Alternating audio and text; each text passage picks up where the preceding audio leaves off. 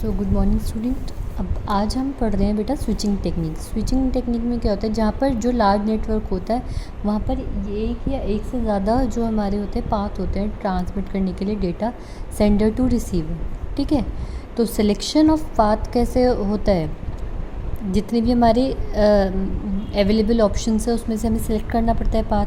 वो selection process को हम क्या बोलते हैं, स्विचिंग टेक्निक। ठीक है, स्विचिंग बोलते हैं उस चीज़ को हम कि हमारे पास बड़ा नेटवर्क है और वहाँ पर एक से ज़्यादा पाथ हो सकते हैं sender to receiver data transmit करने के लिए।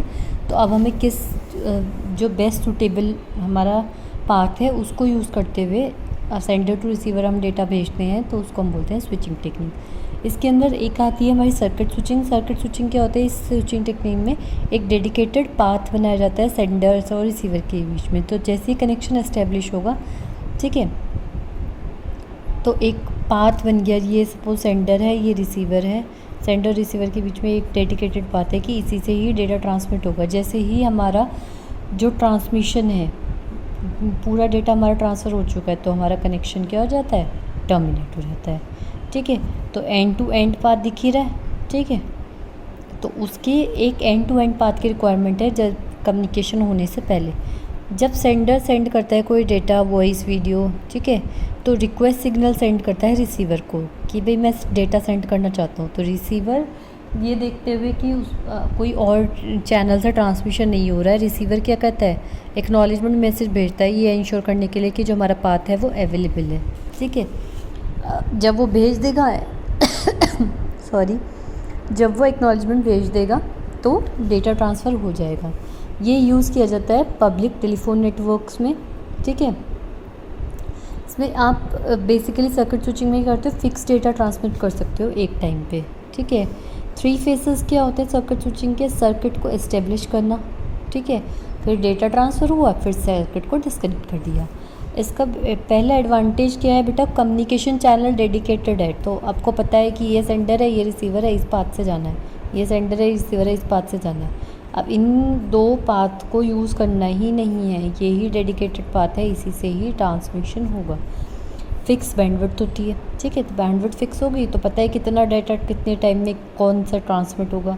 डिसएडवांटेज क्या है, अगर डेटा ज़्यादा हो रहा है हमारा या फिर एक ही डेडिकेटेड पाथ है तो उससे क्या होता है, डिले होता है डेटा ट्रांसफ़र में, डेटा ट्रांसमिशन में।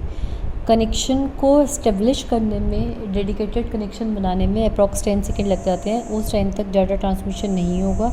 ठीक है, तो ये एक तरीके से क्या हो गई, उसकी डिसएडवांटेज होगी। ठीक है, एक्सपेंसिव ज़्यादा है, इनएफिशिएंट है यूज़ करने के लिए।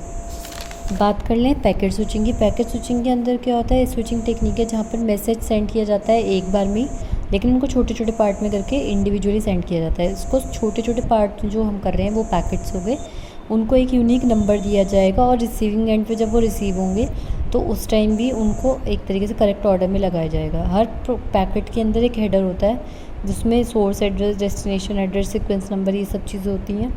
अगर कोई पैकेट मिसिंग है या करप्टेड है तो उसके लिए मैसेज सेंड किया जाएगा कि उस डेटा को दोबारा रीसेंड किया जाए। अब ये जो टेक्निक है हमारी कॉस्ट इफेक्टिव है, रिलायबल है, एफिशिएंट है, कुल मिला के सर्किट स्विचिंग से बेटर है। बट कुछ जगह सर्किट स्विचिंग अच्छी होती है, कुछ जगह पैकेट स्विचिंग होती है, depending upon the usage of the user. Disadvantage क्या है, उसको जिनमें लो डिले या हाई क्वालिटी सर्विस चाहिए होती है वहाँ पर हम पैकेट स्विचिंग को यूज़ नहीं कर सकते। प्रोटोकॉल जो यूज़ किया जाता है, सेट ऑफ रूल्स जो हैं for establishing the packet switching technique, high implementation cost लगती है, बहुत कॉम्प्लेक्स होते हैं। अगर नेटवर्क ओवरलोड है या करप्टेड है तो रीट्रांसमिशन होना चाहिए लोअर लॉस्ट पैकेट का, ये भी एक प्रॉब्लम है। ठीक है, तो इसके साथ ही हमारा स्विचिंग टेक्निक ख़त्म हो गया है। ओके बेटा।